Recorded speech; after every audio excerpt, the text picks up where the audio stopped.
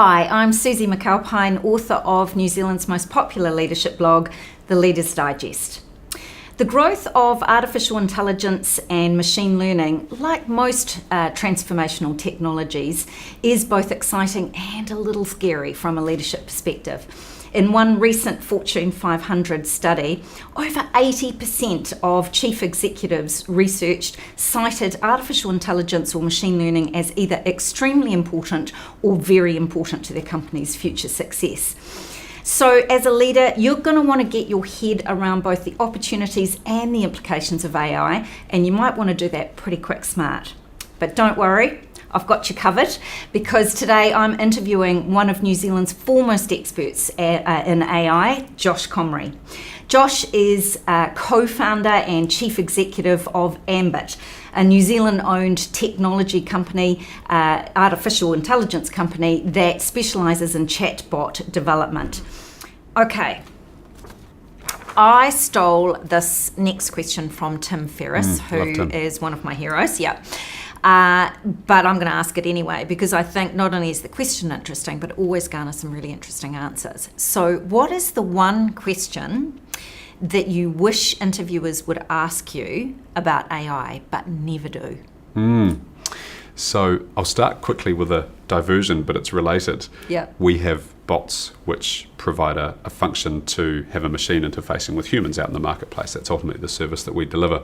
And so people will ask some very interesting questions of those bots because it's a non-judgmental environment, firstly, and also they can kind of feel like they can get away with doing things. And so people are, I believe, often innately curious people. So just some things that pop into mind are, can I have a date? That's quite regular.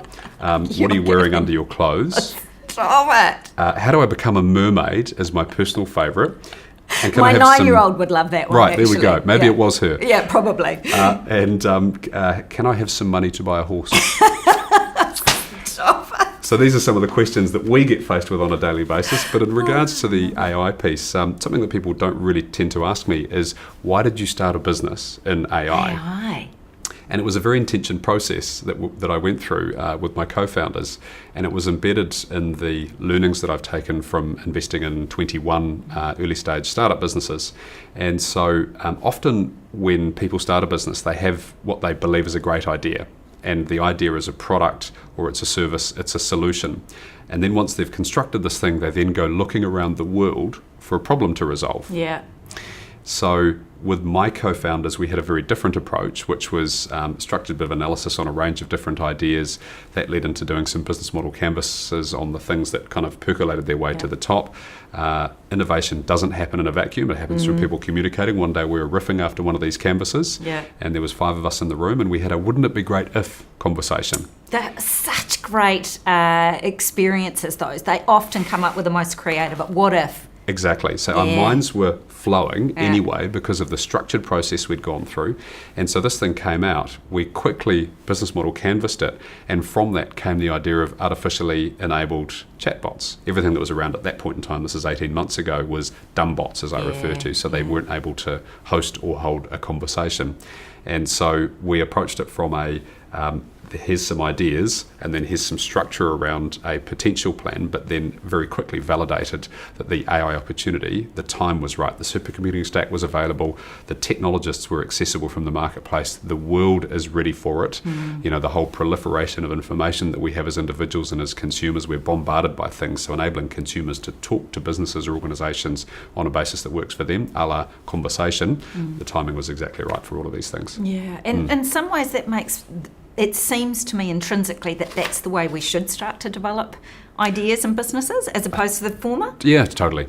Innovation tends to, in businesses, they try and create it inside a vacuum. Yeah. And one of the things about the technology that we provide, a quick plug if I may, Suzi. Please, go ahead. Excellent, thank you. Is that you have a channel of communication that's always open with your customers and your prospective customers. So the opportunity to co-create products exists, it's right in front of you. It's a very cost-effective mechanism to enable those conversations, and people will also tell you what they really think. Yes. 80% of new products fail, right? Yeah. They're often built inside the lab, and then they're released into the wild. Yeah. Here we go, In please buy this isolation. thing. Yeah. Right?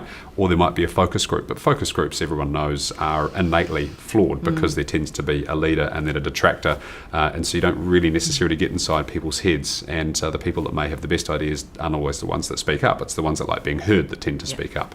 And so having that channel of communication enables you to talk regularly with your customer base. Famously out of the States, GE went through this process where they discovered that there was a particular ice that people bought. They went to a soda place, I forget the name of the place, but they bought the sodas, not for the nasty Coke syrup that was in there, but for the ice because it was chewable. And so in the hotter southern states, they realised this was an opportunity. So they co-created, through setting up a regular communication channel, it was on social media, with a bunch of prospective customers and then a Kickstarter campaign to ask them what it was that they would want out of this ice machine. And then they built this ice machine, got the price point right, and then released it. And all of a sudden they had $5 million worth of sales in the first week because they already had a curated market of people that told them what they wanted, and then they went out and built it. Yeah. So that opportunity now exists for everyone. Co-creation's the way to go. Absolutely.